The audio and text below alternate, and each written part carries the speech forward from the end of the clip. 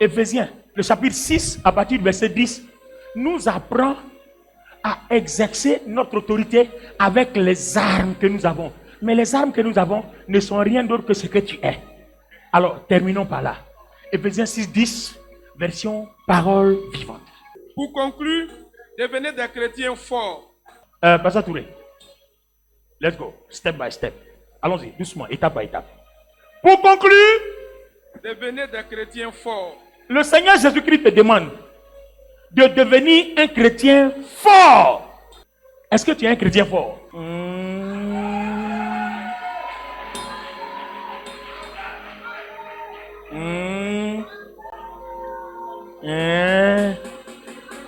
D'accord. Attendez, j'ai ouvert vos yeux.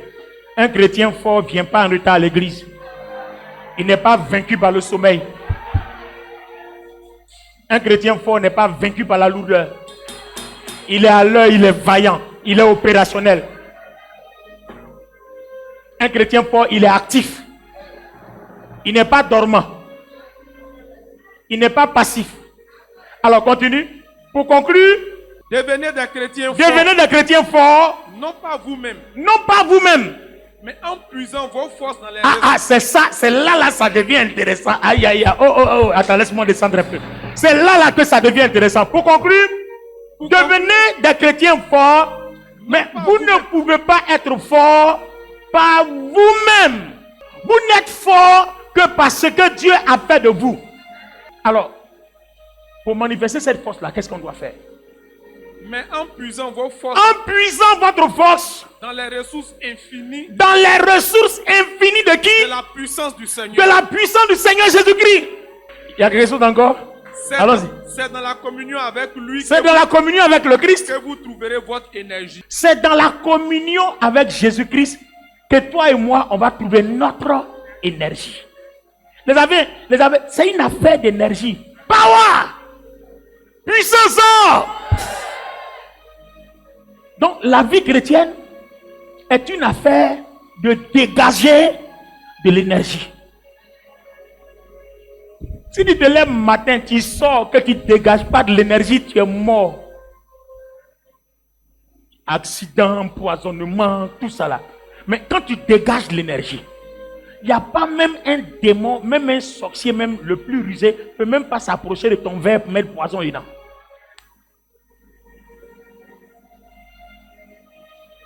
On m'a raconté une scène où un monsieur devait recevoir son neveu qui est quitté à l'étranger. Il est béni, il a payé des maisons et des terrains, tout ça. Son oncle est jaloux parce que ses enfants ne sont rien.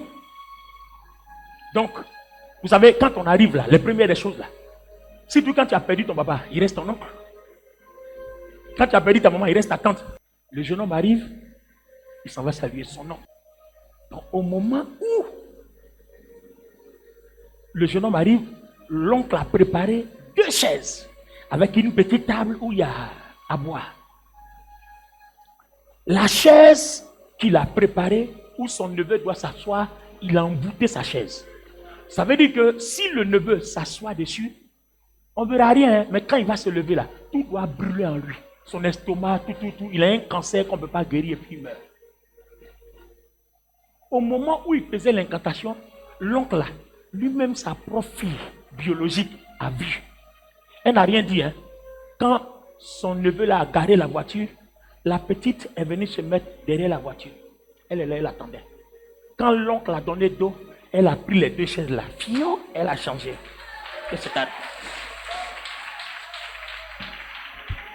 Elle était assise là, arrêtée là. Donc l'oncle vient. Oh, mon neveu! Les hypocrites comme ça. Mon neveu! Il a pris, donc le neveu, il a préparé un beau cadeau. Oh, mais l'homme, l'être humain est méchant. Le petit qui est content de voir son oncle, préparer un beau cadeau avec l'argent. Lui, tout ce qu'il a, il est jaloux parce que ses enfants ne sont pas comme lui. Alors qu'il a réussi là, il veut quand même te bénir.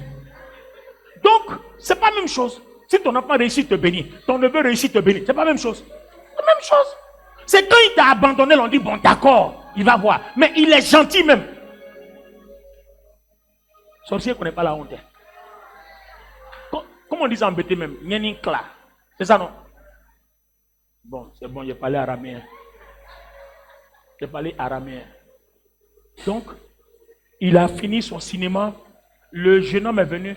Il dit, ah, oncle, voilà le cadeau que tu as donné. Oh, mais mon neveu Jérôme. Parce que quand tu le vois se réjouir comme ça, est-ce que toi-même tu peux imaginer que l'homme qui est en joie là, a préparé quelque chose? Normalement même, s'il a une conscience, il devait abandonner le projet. Ayant vu ce que le jeune homme a fait, il devait abandonner le projet. Mais c'est par là même, il va l'attirer. En fait, par l'émotion là, il va l'attirer. En temps, il ne sait pas. Donc, le jeune homme lui fait les cadeaux, ils vont faire accolade et tout. Oh, tu es un bon neveu. Il va prophétiser même sur lui. Tout ça, émotionnellement, pour l'avoir. Il va le prendre. Assois-toi. Le neveu s'assoit. Et puis, il se rend compte qu'il n'y a rien. Aïe. Bon, lui aussi s'assoit. Quand il s'est assis, le feu là a pris son intérieur jusqu'à l'extérieur. Brûlé tout. Quitté sur son... Ça l'a projeté de sa chair là, boum, par terre. Ça veut dire que si c'était son neveu qui avait pris cette chair là, quand il s'asseyait là, mort subite.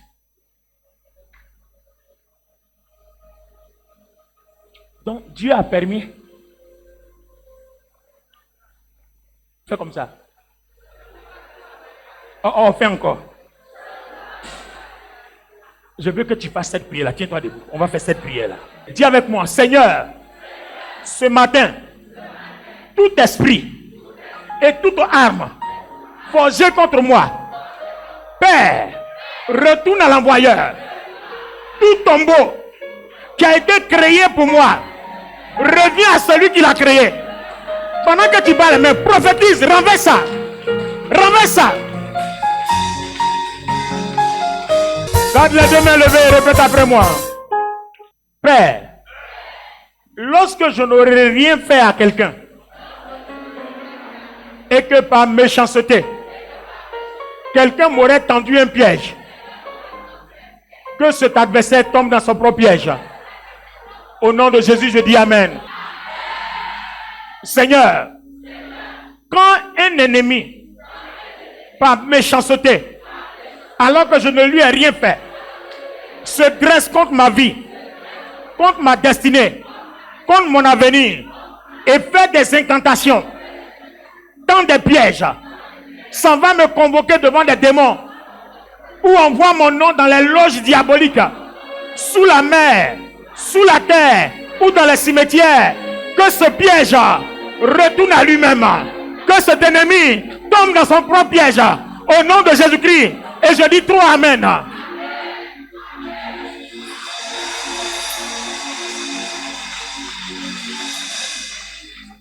Est-ce que vous savez la puissance de cette prière? On est dans la conclusion du message, non? Est-ce que vous savez la puissance de cette prière? Vous n'avez pas vu que on n'a pas dit au nom de Jésus que cet esprit-là meurt, que ce... Non, je ne peux pas mourir. Tu as placé une chaise pour moi, alors que moi, il t'envoie un cadeau. Donc, si la chaise là, c'est bon pour s'asseoir là, toi, il faut t'asseoir dedans. Ou bien, voilà, c'est bon pour qu'on s'assoie, non? Toi, tu vas t'asseoir dedans. Tu as creusé une tombe. Donc, tu ne veux pas que je vive. Tu vas expérimenter. Parce que moi, Dieu a créé que je vive. Alors, vous voyez qu'à partir de cet instant, la prière de combat prend une autre tournure. C'est ce que Éphésiens 6, 10 est en train de nous informer. Il dit puiser dans les forces. Alors, puiser dans les forces, ça veut dire quoi?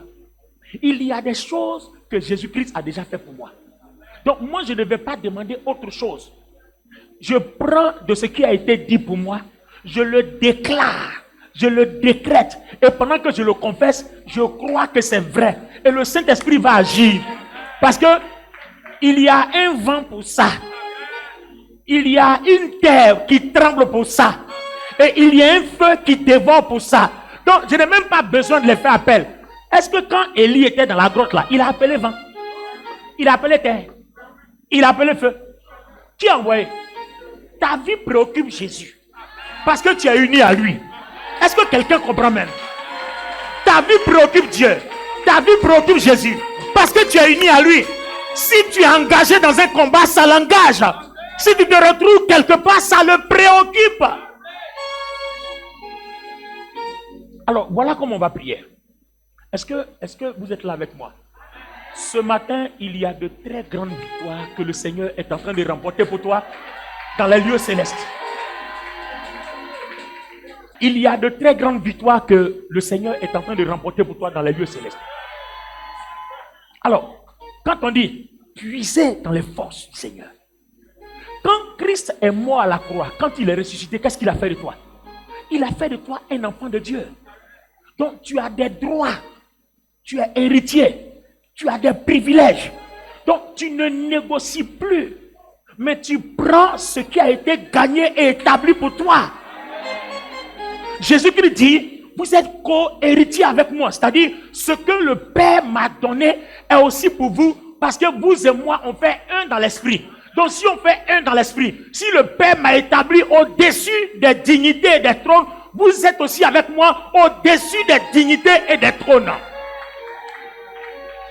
Alors, si j'ai vaincu les dominations, les autorités, les principautés, les esprits mauvais, vous aussi, vous avez vaincu les dominations, les autorités, les principautés et les esprits mauvais. Vous les avez vaincus aussi. Donc, moi, qu'est-ce que je fais, les amis? Je n'ai aucun problème. Je me tiens là, quand je me réveille le matin, dis avec moi, on va prier ensemble. Quand tu te réveilles le matin, quand on se réveille le matin, dis avec moi, Père, avec autorité, hein. Il dit, vous n'avez pas reçu un esprit de timidité. Hein. Ce n'est pas avec la timidité et la peur que Christ a vaincu Satan à la croix. Hein. Même quand on ne parle pas, on n'est pas timide. Même quand on ne parle pas, on n'est pas timide. Le fait que je suis assis, que je ne dise rien, ça ne fait pas de moi un timide, ça ne fait pas de toi un timide, ça ne fait pas de toi une timide. Tu ne dis rien parce que tu comptes sur quelque chose. Ton amen est là ce matin. Tu ne parles pas parce que tu comptes sur quelque chose. Adam, toi-même, quand quelqu'un te regarde et puis dit, toi, il a été frappé. Et puis tu le regardes, il est comme ça. Comme brindille de balai. Et puis il dit, il a été frappé. Il compte sur quelque chose, sauf s'il fait bouche, sauf s'il est orgueilleux. Sinon, celui qui est humble, il parle pas et puis il assis. Il ne parle pas, hein. Pour faire erreur, tu vas le toucher. Il ne va même pas se lever. Attends, il y a où faire rire un peu. On va détendre l'atmosphère avant de reprendre le combat. Alléluia. Il y a un monsieur, je ne sais pas ce qu'il a pris, un monsieur d'un certain âge. Il est allé au salon de coiffure. Toi, tu es assis, on est en train de faire ta coiffure. Il faut te calmer. On ne sait pas pourquoi il est énervé contre son fils. L'enfant était arrêté là dans son coin. Il lui reprochait quelque chose depuis la maison. Il a trimballé la rancœur là dans le salon de coiffure. Alors, toi, un vieux monsieur qui n'a pas de force. Pardon, viens m'aider Abel. Le vieux là, il a voulu taper l'enfant. L'enfant, par respect, l'enfant fuit. C'est lui qui s'est lancé pied. Comme ça. Quand il a soulevé son pied là, on dirait que quelqu'un a fauché le deuxième pied. Lui, il s'est soulevé quoi en haut. Bra. Voilà la honte dans le salon de coiffure. Il s'est levé doucement et puis il allait s'asseoir. Il allait s'asseoir comme si rien ne s'est passé. Hein. Tu sais, en fait, sorcier ne connaît pas la honte. Hein. Il allait s'asseoir comme s'il ne s'est rien passé. Là, il ne se lève plus. Hein. Il a demandé qu'on continue la coiffure.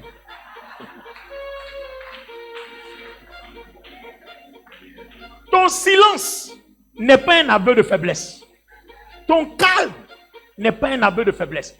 Et c'est ce que Élie a fait. Jézabel est une femme. Élie, là, quand lui parle, ça arrive. Il dit à Akab, il ne va pas pleuvoir, sauf si moi il commande. Il dit, il ne pleuvra pas. Le jour où moi il est commandé qu'il doit pleuvoir, là, et ce jour-là, il va pleuvoir. Sinon, là, il dit, il ne pleuvra pas. Il n'a pas plu pendant 3 ans et demi. C'est le jour où il voulait qu'il pleuve, là. Il a dit à Akab, cours, je vois des nuages. J'ai commandé, la pluie arrive. Alors, un monsieur comme ça, là, s'il fuit devant une femme, tu penses qu'il n'a rien à dire? Non, parce qu'il ne compte pas sur sa propre force, mais il doit puiser dans la force que Dieu lui a donnée. Et quand Dieu est arrivé dans la grotte, qu'on a mis à sa disposition le vent, la terre et le feu, on lui a dit, va. Quand il est parti là, vous avez entendu la fuite encore? Non, est-ce que vous avez entendu la fuite encore? Il attend toujours que Dieu intervienne. C'est ce que tu dois faire. Donc, le combat spirituel a 2 parties. Il y a la partie où tu dois te préparer à attendre la réaction de Dieu. Et il y a la partie où tu as déjà ce qu'il faut et puis tu agis. Est-ce que vous comprenez? Par exemple, quand vous prenez la dernière partie, l'épée de l'esprit, on dit revêtez toutes les armes. Lis-moi rapidement, la version du second. Éphésiens 6, 10, jusqu'au, je crois, ça se termine au 14. Lis-moi rapidement. On va passer un temps de délivrance en prière. Au reste, fortifiez-vous dans le Seigneur et par sa force toute puissante. Revêtez-vous de toutes les armes de Dieu. Toutes les armes sont conclues en quoi? Vent, terre, feu. Tout est là, hein. Continue. Afin de pouvoir tenir ferme contre les ruses du diable. Donc, l'ennemi sait qu'il est vaincu, mais il est tellement têtu. Pendant même qu'il est vaincu, il dit il est toujours Dieu. Donc, quand il va venir t'inquiéter là, toi, présente-lui ce que tu es. Présente-lui ton identité, présente-lui ta position. Pendant que tu seras en train de confesser là, nous on rentre en combat. Il ne faut même pas te presser pour aller te battre. Dis ce que tu es seulement là. Nous on rentre en jeu. Car nous n'avons pas à lutter contre la chair et le sang. Nous on ne lutte pas contre. Nous on n'est pas là pour lutter contre. Oui, Marie-Laure, tu m'as fait du mal, viens tuer mal. Non, non, non. L'esprit qui est derrière toi qui fait que tu t'attaques à moi là. Je vais régler son cas d'abord. Quand tu seras yeux clairs, que tu vas retrouver ta conscience, toi et moi on va dealer maintenant. Oh, nous les règles communes, c'est quoi? Quand quelqu'un t'a énervé, il tente de mettre un genou, tu prends le nom de la personne, tu pries contre. Dieu ne va jamais écouter cette prière. Même si c'est ton ennemi, Dieu ne va jamais exaucer. Parce que ton adversaire, Dieu t'a dit clairement, ce n'est pas l'homme. C'est l'esprit qui est derrière les hommes. Donc le pouvoir qu'on t'a donné là, ce n'est pas pour tuer les gens. C'est pour ça que quand tu décides de tuer les gens, Dieu renverse. C'est toi-même qui meurs. Si tu ne connais pas cette prière-là, va continuer à essayer. Va chercher à prier pour que quelqu'un meure. Tu vas voir, ça va t'arriver toi-même. Parce que c'est contraire à la parole de Dieu. On n'a pas à lutter contre les êtres humains, mais les esprits qui sont derrière les gens. Quand tu as brisé l'esprit là, c'est fini, il ne veut plus rien. Le dimanche dernier, ne vous ai-je pas donné un exemple? On dit par exemple, les USA qui bombardent l'Iran, ils sont loin. Leurs missiles là, ça ne peut pas atterrir là-bas en Iran, c'est trop loin. Donc qu'est-ce qu'ils font? Ils prennent les bases à côté. Donc le même Satan qui est vaincu là, qu'est-ce qu'il fait? Il va derrière dans ta maison. Il n'y a pas une photo là-bas qui ressemble à ses œuvres, il s'en va s'incarner dedans. Et puis la photo là, tu as mis au chevet de ton lit.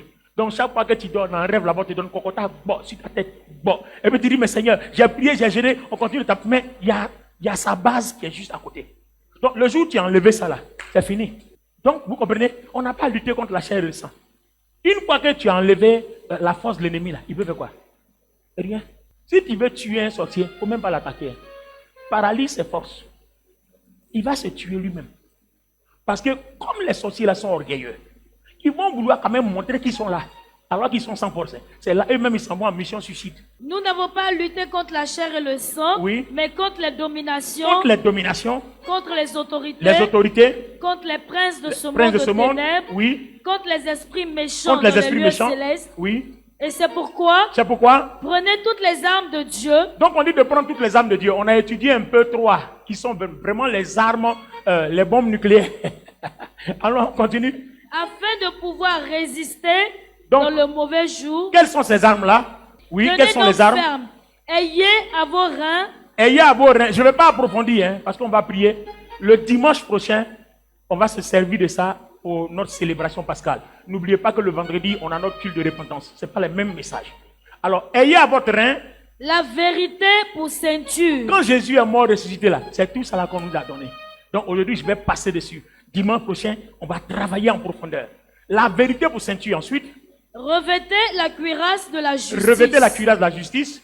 Mettez pour chaussure à vos pieds le zèle que donne l'évangile de paix. Prenez par-dessus tout cela le bouclier de la foi, avec lequel vous pourrez éteindre tous les traits enflammés du malin. Donc, pour ce matin, on retient bouclier de la foi. Donc, on a un élément dont nous nous servirons tout à l'heure dans notre prière. Deuxièmement, prenez aussi le casque du salut et l'épée de l'esprit qui est la parole de Dieu. Asseyez-vous. Donnez-moi une petite minute. Donc, aujourd'hui, et comme toujours d'ailleurs, nous avons 2 éléments. La foi, le casque du salut, et puis quoi? L'épée de l'esprit. Le casque du salut, l'épée de l'esprit, c'est quoi? La parole de Dieu. Donnez-moi une Bible. Donnez-moi une Bible. Regardez bien. Voilà. Quand vous prenez cette Bible-là, vous voyez, il y a des écritures dedans. Ces écritures-là me disent, Jésus est mort à la croix pour que mes péchés soient pardonnés. C'est une information pour laquelle je n'ai pas besoin de révélation. J'ai besoin de croire la foi. Ça veut dire quoi? J'ai besoin d'être d'accord que ce qui est dit là est vrai. Et comme Dieu dit, Il veille sur sa parole pour l'accomplir. Si moi je suis d'accord, toutes les fois que je m'en servirai, Dieu va venir confirmer ça. Soit la terre va agir, soit le feu va agir, soit le vent va agir. Alléluia. Vous voyez le combat spirituel, vous voyez comment ça devient intéressant. N'oubliez pas que toutes les fois que votre foi, votre accord est engagé sur une parole de Dieu, il y a toujours une réaction. Soit le vent, soit la terre, soit le feu, soit les anges, soit la terre, soit le Saint-Esprit. Quand on dit la terre là, c'est la terre, tout ce que la terre enferme. Même les arbres, l'eau, les rivières, tout ça, la terre, sont sous le contrôle de la terre. Quand vous utilisez certaines versions, on va vous dire que quand Dieu créait la terre là, on dit en bas, il y a la terre et puis l'eau est dessus. Et à un moment donné, Dieu a pris l'eau là, il l'a mis ensemble pour faire apparaître la terre. Donc la terre supporte tout. C'est pour ça qu'on l'appelle l'abîme. Donc quand on dit la terre, c'est la terre et les eaux. La terre et ses montagnes. La terre et tout. Donc une fois que la terre est utilisée, les montagnes seront ébranlées. Les arbres seront engloutis. L'eau va se soulever. Il va y avoir des tsunamis, des ouragans. Il va y avoir des tempêtes. C'est tout ça. Donc, moi je n'ai qu'à prononcer ce qui est là. C'est pour ça que toi et moi, on doit lire cette Bible-là tous les jours. Moïse a dit à Josué, médite-la jour et nuit afin que tu réussisses. Si tu sais lire ça, tu te donnes le courage de lire et que tu as la foi pour le prononcer, tu vas réussir. Parce que là où tu en parles, la terre va agir. Là où tu en parles, les anges vont agir. Là où tu en parles, le Saint-Esprit va agir. Église, vous comprenez maintenant? Nous, notre erreur d'Akuri, tu vois, on pense que tant que je n'ai pas dit esprit, sirène des eaux, sors de ce corps, tant que je ne dis pas ça, c'est que je n'ai pas combattu. Non, ce n'est pas vrai. Mais à partir du moment où je prononce et je prophétise que si je vis, ce n'est plus moi qui vis. Galates 2:20, la version parole vivante dit, c'est Jésus-Christ qui reproduit sa vie en moi. C'est comme je suis en train de dire, c'est Jésus-Christ qui reproduit son feu en moi. Vous pensez que si vous faites cette déclaration avec foi, les liens de sirène de eaux vont demeurer dans vos corps? Non. Déjà, vous commencez une auto-délivrance de vous-même. Imaginez-vous que vous dites, Ésaïe 54, toute langue forcée contre moi est sans effet. Et puis pendant que vous êtes en train de déclarer ça par la foi, il y a un démon ou un sorcier qui est caché quelque part, qui est en train de faire quelque chose. Vous ne savez pas, mais vous avez eu l'inspiration, vous avez déclaré ce que la Bible dit. À partir de ce moment, qu'est-ce que vous avez fait? Vous avez déclenché une alerte dans le royaume de Dieu qui s'en va contre la cible qui se dresse contre vous. Que vous le sachiez ou pas, le royaume de Dieu prend soin de vous à cause de votre union avec le Christ. Celui qui n'est pas chrétien n'est pas concerné parce qu'il n'est pas uni au Christ. Donc ils vont te taper jusqu'à ce que tu comprennes que c'est en Christ que tu auras le soulagement. C'est pour ça qu'on donne ces messages pour que ceux qui ne sont pas en Christ viennent en Christ. Donc vous comprenez que votre vie de prière, ça consiste à ça. Ayez la parole de Dieu, puis proclamez. On a fait des proclamations. On va s'arranger pour que ce soit à votre disposition. Je ne sais pas comment on va faire ça. Voilà, on a des proclamations ici pour vous aider dans la prière. On va faire ça pour vous. Amen. Voilà, on a les étapes de la prière et puis on a les proclamations. Je vais m'arranger pour que toute l'église ait. Maintenant, si tu as ça, que tu ne pries pas ou tu ne sais pas prier, bon, là, mon frère, ma soeur, je ne peux rien faire pour toi. Hein? Parce que c'est ce que je peux mettre à ta disposition. Pour que tu saches ce que je sais, que tu fasses ce que je fais, on t'a mis à la disposition. Tu ne fais rien. Donc ça là, je ne peux rien faire. C'est comme si tu es en train de me dire d'aller faire ton marché, il est préparé, je quitte chez moi, je prends la cuillère, je mets dans ta bouche. Quand je finis, je m'en vais chez l'autre fidèle là, il me met dans sa bouche et puis je vais chez moi. Vous voyez que c'est à vous rien, non? C'est pas possible. Il faut dire je refuse ça. Il faut dire à partir d'aujourd'hui, je prends autorité. Donc, vous aimez la puissance, mais vous reniez ce qui fait la force de la puissance. Vous n'aimez pas les enseignements, mais vous voulez voir la puissance de Dieu. La puissance de Dieu se trouve dans la proclamation par la foi de tous les enseignements que tu sont ici, de toutes les paroles. C'est quand vous proclamez que le ciel répond. Le ciel ne répond pas à tes efforts. Le ciel ne répond pas à ta débrouillardise. Mais le ciel répond pour confirmer ce que Christ a déjà fait et qui est en notre disposition. Le ciel ne répond pas parce que tu es en train de prier, crier, raconter n'importe quoi. Non. Le ciel répond quand tu dis, je suis né de nouveau. Je suis né de Dieu. Le sang de Jésus coule en moi. La puissance de Dieu coule en moi. Alors le ciel, les anges là, ils descendent dans ta maison. Si tu es dans un taxi, taxi là prend 4 places, non? Mais si on ouvre vos yeux, vous allez voir, ils sont remplis dedans. À cause de toi seul. Ah, ils pensent qu'il m'amuse. Au lieu de dire Amen. Je suis en train de te dire ce qui se passe. Je suis en train de te dire ce qui se passe. Le petit woro de 4 places, plus le chauffeur, ça fait 5 là. Quand tu es en train de dire, je suis enfant de Dieu, ton père se présente tout de suite dans le taxi. Ses anges se présentent tout de suite dans le taxi. Le Saint-Esprit se présente tout de suite dans le taxi. Parce que tu as déclaré que tu es enfant de Dieu sur la base de la parole qui est écrite. Il va confirmer que c'est vrai. Ton problème, c'est que tu ne vois pas, tu ne sens pas. Donc tu penses que tu as parlé pour rien. Tu n'as pas parlé pour rien. Hein? Pourquoi il dit, il va nous juger pour toutes nos paroles vaines? C'est parce que chaque parole qui sort, si on le prononce avec foi, on met le royaume de Dieu, les anges, la terre, le feu, le Saint-Esprit en action. Ton problème, c'est que tu ne mets pas le ciel en action. Et puis tu es là, tu veux que Dieu... Non, Dieu va faire quoi? Tu es tout le temps en train de pleurer, de te lamenter. Faut arrêter. Mets le ciel en action. Père, tu as dit, celui qui ne travaille pas ne mange pas. Je te donne toute la gloire de ce que je ne travaille pas. Alors toi-même envoie à manger. Parce que je ne travaille pas. Et si tu ne veux pas que je te demande à manger, mets le travail. Je déclare que le travail est sur mon chemin. Le ciel se met en mouvement. Je dis, le ciel se met en mouvement. Oh, quelqu'un entend? Le ciel se met en mouvement. Parce que tu as mis le ciel en mouvement. C'est comme ça que ça marche.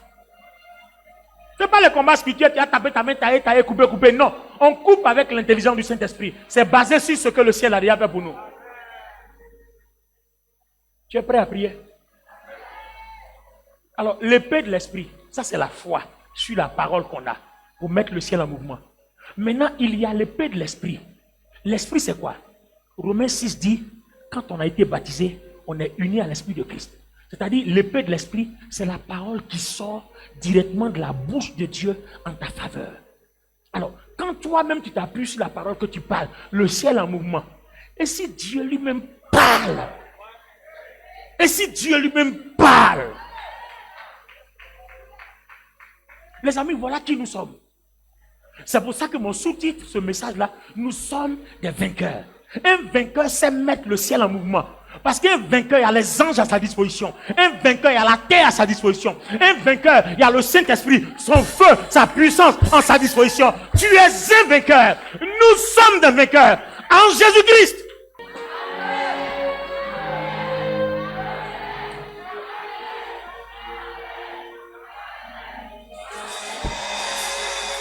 Alors, l'épée de l'esprit là, c'est ce que le Seigneur a manifesté ce matin avec Élie.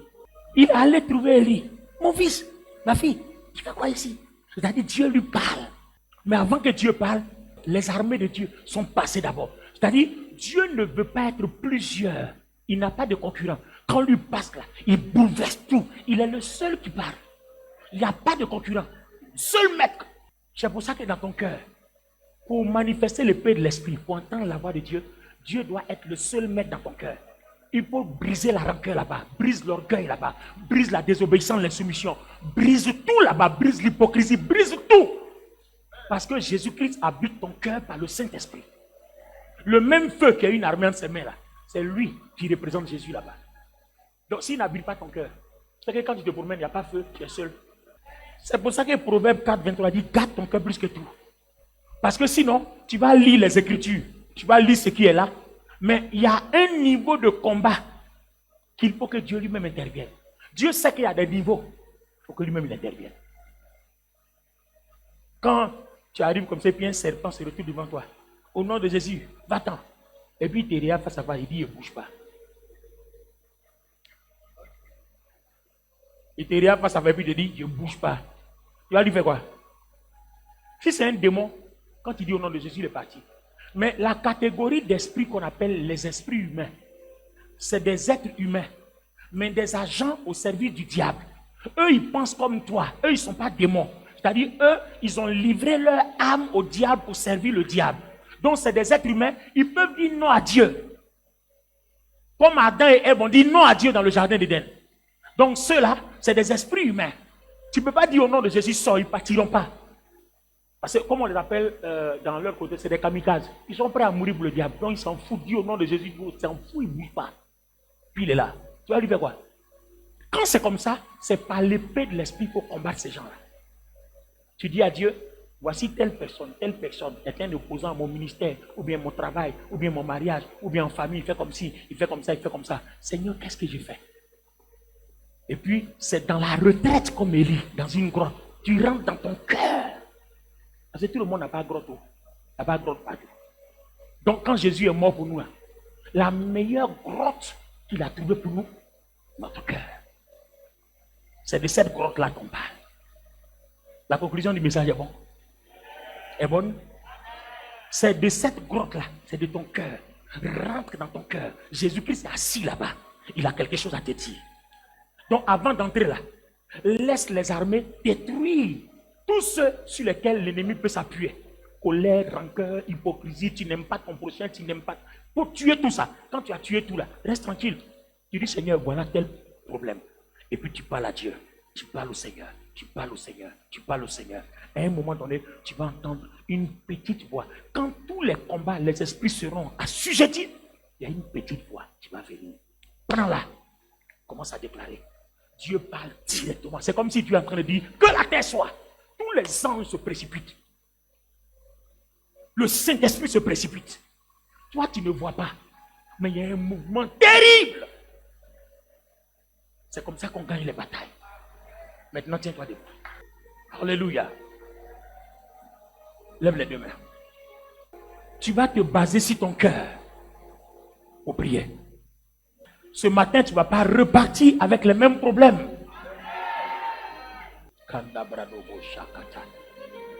Ils vont te quitter. Les esprits vont te fuir. Dis avec moi, je suis un enfant de Dieu. Je suis la propriété privée de l'Éternel des armées.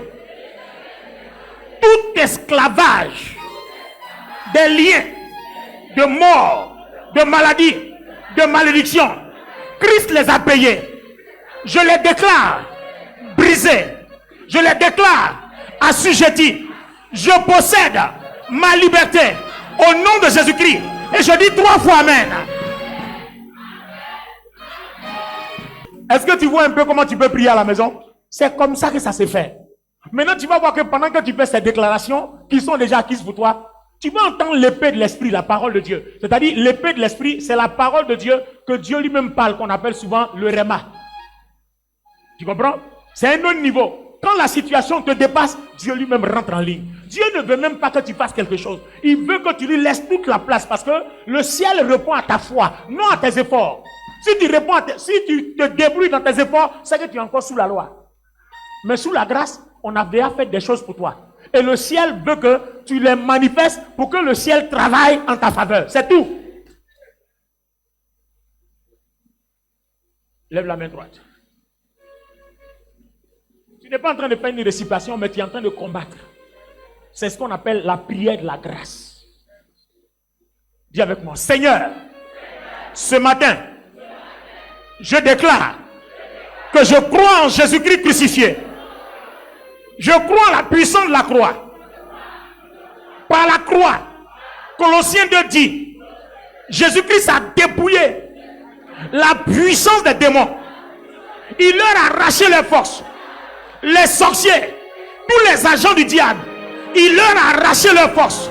Les autorités démoniaques, les autorités satanistes, les principautés, les esprits méchants, Jésus-Christ leur a arraché leurs forces. Je déclare qu'ils n'ont plus de force. Et je proclame qu'ils n'ont plus de force. Et je déclare, tout ce qu'ils feront ne m'atteindront plus. Parce que celui qui n'a pas de force n'a plus de pouvoir devant moi. Je proclame Jésus roi. Je proclame Jésus Seigneur. Sur les démons. Sur les démons. Jésus-Christ est roi. Sur les dominations. Jésus-Christ est roi. Sur les satanistes. Jésus-Christ est roi. Sur les sorciers. Jésus-Christ est roi. Sur les esprits méchants. Jésus-Christ est roi. Sur la malédiction. Jésus-Christ est roi. Je proclame Jésus roi des rois. Seigneur des seigneurs. Et je dis Amen 3 fois. Je vous dis, hein, les amis, amusez-vous à prier comme ça. Amusez-vous à prier comme ça. Et dès que vous sentez qu'il y a l'épée de l'esprit, il y a une parole que Dieu met sur votre cœur, c'est ça l'épée de l'esprit, ça veut dire que Dieu lui-même parle. Commencez à déclarer ce que vous sentez. Vous allez voir comment votre vie va être. Je ne suis pas en train de vous raconter, je vous raconte ce que je vis. Et quand tu vis ces choses-là, quand tu parles de ça, tu es à l'aise. Parce que tu sais que la parole de Dieu ne ment pas, ça fonctionne. Vous pouvez rester à votre même place, faire vos vieilles prières d'avant là. Vous allez rester à la même place. Mais commencez à prier comme ça, la prière de la grâce. En puisant. Parce que là, on est en train de puiser dans ce que Jésus a fait. C'est ce que Ephésiens 6:10 nous dit. Ah. Lève la main droite. Seigneur Jésus, il est écrit, Ésaïe 53 dit que par tes meurtrissures, je suis guéri. Maintenant, je déclare, sur toute infirmité, sur toute maladie, sur toute situation gênante concernant ma santé, que je suis guéri. S'il y a un esprit qui anime ces malaises, je commande que Jésus l'a vaincu. Et je déclare qu'il est déjà tombé il y a 2000 ans. Je déclare qu'il n'a plus de force. Sa force est brisée. Son autorité est brisée. Maintenant, pendant que je parle, je déclare son autorité brisée. Je déclare son autorité brisée. Je déclare sa force anéantie. Ça n'existe plus. Je suis vainqueur. Je suis guéri. Je suis vainqueur en Jésus-Christ. Vous voyez ce que j'ai fait? Pendant que j'étais en train de vous faire répéter, j'ai senti que vous devez prier. En même temps, j'ai libéré l'épée de l'esprit. Ça veut dire que pendant que tu battais les mains, tu priais, le ciel faisait quelque chose. Mon frère, ma soeur, tu n'es pas obligé de voir. On dit heureux celui qui a cru sans avoir vu. Donc toi, fais ce que la parole de Dieu te dit. Ton Dieu est réel, ton Dieu est vrai. Tu n'as pas besoin de voir. Fais ce que ton Dieu t'a mis à cœur. Fais ce qu'il a dit. Tu verras la prospérité. Tu verras la réussite. Tu verras la victoire. C'est ça l'évangile de la grâce. Acclamons très fort le Seigneur Jésus-Christ.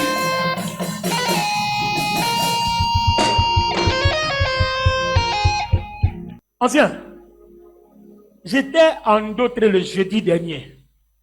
Mon fils, l'apôtre Kromé Rameau, organisait une croisade en plein air à Bobo.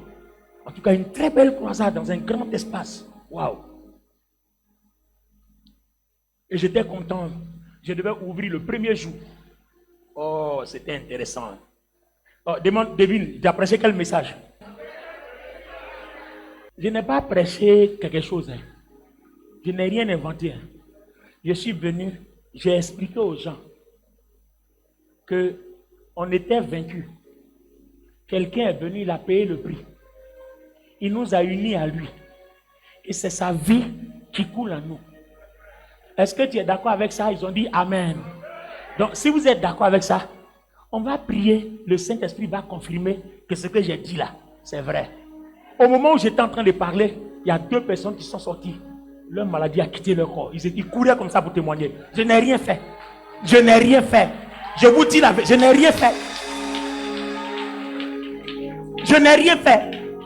Et quand je suis arrivé à la maison que je priais, j'étais content parce que quand Dieu fait des choses comme ça là, le diable ne peut pas t'avoir par l'orgueil. Pour dire que j'ai l'onction. J'ai compris que je n'ai rien fait. Je n'ai même qu'avant de partir là, j'ai mangé 2 fois. J'ai mangé à midi, à 17h, j'ai mangé encore. Et puis je suis parti.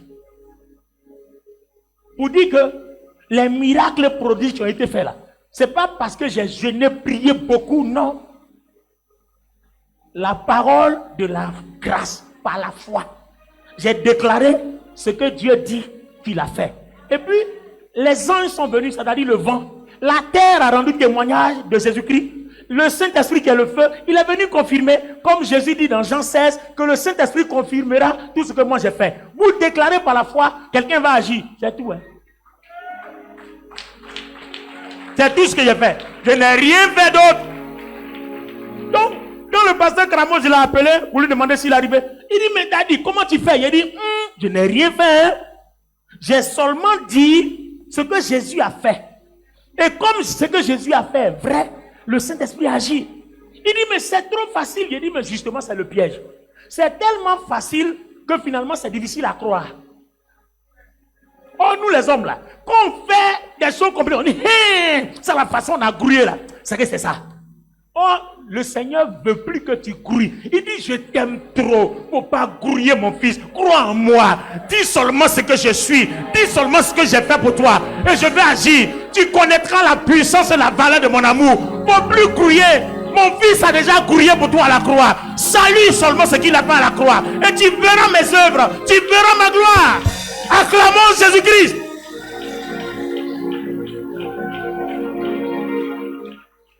C'était extraordinaire. Et quand je commençais à parler comme ça, en même temps, l'épée de l'esprit, il y a une révélation qui vient en même temps. Oh, quelqu'un a tel problème, tel problème. Il y a un jeune qui est venu du Niger. Et puis il vient. Qu'est-ce qu'il y a? D'abord, il y a une dame qui est venue. Elle dit, ça fait 15 ans elle a ce problème. Mais quand l'épée de l'esprit est sortie de ma bouche, elle a été guérie en même temps. Le jeune Nigérien qui était musulman, qui a été converti, son papa l'a frappé avec pilon. Pourquoi il a donné sa vie à Jésus? Et ils lui ont brisé le dos. C'est une ONG qui l'a pris du Niger et puis on l'a rapatrié sur Abidjan. Quand la parole est sortie, le jeune est sorti, il était tellement content. Il dit, je ne sens plus le mal. Oh, c'était merveilleux. C'était merveilleux. C'était merveilleux. Il dit, ça faisait 1 an et 6 mois qu'il avait cette douleur. On l'a frappé avec pilon. Il a été guéri instantanément. C'était fort. Mais les amis, je n'ai rien fait. C'est le petit côté qui me plaît là. Quand Dieu fait quelque chose que tu n'as pas sujet à te glorifier, tu conserves toujours ta relation avec le Seigneur. Parce que l'orgueil, qui est une arme terrible entre les mains du diable, est banni de ta vie. On va faire une dernière prière avant d'arrêter. Comme je le dis, pour vous aider à prier, on va mettre à votre disposition les 4 étapes de la prière et les proclamations. Je vais voir les pasteurs des tribus qui vont faire ce travail-là pour distribuer à tous les membres des tribus. Si quelqu'un est ici qui n'appartient pas à une tribu, rentre dans une tribu pour que tu puisses les avoir. Comme ça, tu vas commencer à proclamer. Tu vas voir le festival de la gloire de Dieu qui va se produire dans ta maison là-bas. Dis avec moi, Seigneur, ta parole est la vérité. Tu es le chemin, la vérité et la vie. Ta vie est reproduite en moi. Parce que je crois en ta parole. Seigneur, j'ai le Saint-Esprit. Parce que je crois en Jésus-Christ. Le feu du Saint-Esprit habite en moi. Parce que je crois en Jésus-Christ. La terre rend témoignage de moi. Parce que je crois en Jésus-Christ. Je suis dans le Christ. Et j'habite dans le Christ. Je suis dans le Christ. Et le Christ est en moi. Sa paix est avec moi. Sa santé est avec moi. Sa vie est avec moi. Sa délivrance est avec moi. Sa puissance est avec moi. Pendant que je bats les mains, je proclame la manifestation de la puissance du Saint-Esprit dans ma vie professionnelle, dans ma vie matérielle, dans ma santé, dans mon corps, dans ma famille, en face des adversaires, visibles et invisibles. Je proclame la guérison, je proclame la délivrance. Je loue l'Éternel Dieu de ce que les anges travaillent maintenant. La terre travaille aussi. Le feu du Saint-Esprit travaille aussi. La personne du Saint-Esprit marche à mes côtés. Mesdames et messieurs, voilà comment toi et moi, Jésus-Christ a fait de nous des vainqueurs. L'esprit qui habite en nous n'est pas un esprit de timidité, mais un esprit de force. À travers la foi, la proclamation sur ce que Dieu a fait. Si on te donne une parole, prends la parole et puis agis. Tu verras la gloire de Dieu.